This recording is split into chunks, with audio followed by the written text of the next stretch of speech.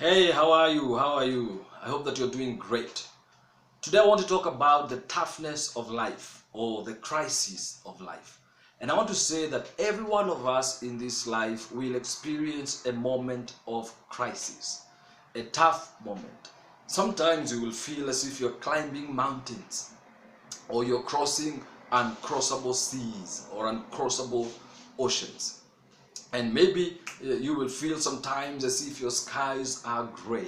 And even as I'm talking right now, you may be feeling like your skies are actually gray.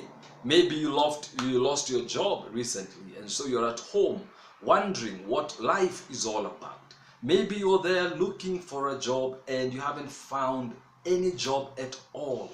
It's been 3 years now, it's been 4 years now, and you have listened to all the motivational videos you can. You've gone to church, you've been prayed for, you've given an offering, you've done everything that you think is meant to be done.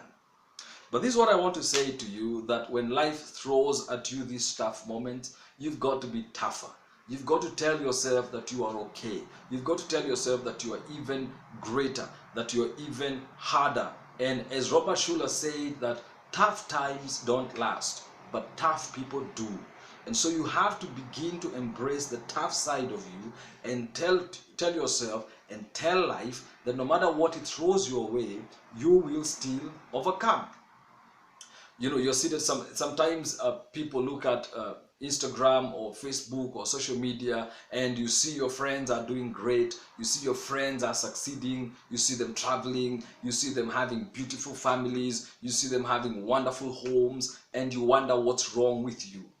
Every one of us faces a moment of toughness, a moment of crisis, regardless of whether you have money or you don't have money, regardless of whether you have positions of power or you don't have positions of power, regardless of whether your name is famous or you're not famous. Every one of us faces different kinds of crises in our lives and different kinds of toughness in our lives. And I want to say to you that when these moments come, as surely as they will come, only those who are strong, only those who are tough will overcome those moments. I have seen people who ride the waves with success, and they ride and they thrive in crisis.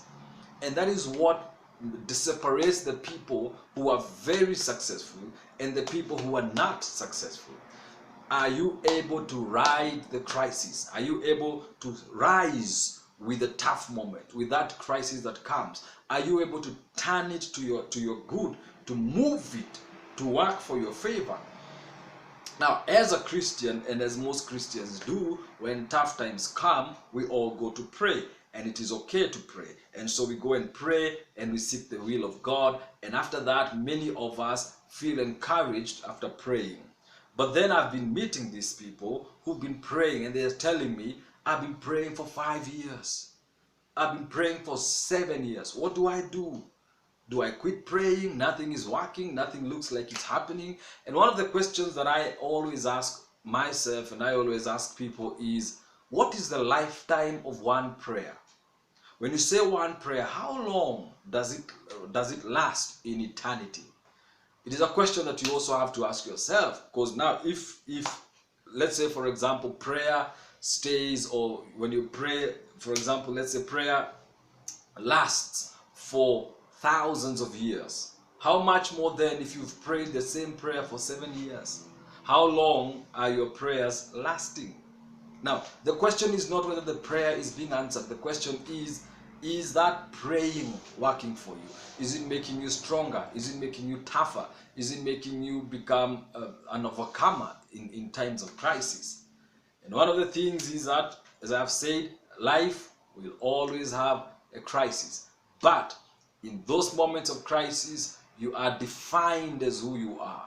You either crash with a crisis or you rise with a crisis. And the very few people in the world that I've experienced or that I have met have risen with the crisis. And the leaders of the world today, the business leaders, the political leaders, the religious leaders, they will tell you the truth, that there were so many moments in their lives that they almost quit. There were so many tough moments. Some of them have lost children to crisis. Some have lost homes, others have lost marriages, others have lost loved ones in times of crisis, simply because of who they are or what they are.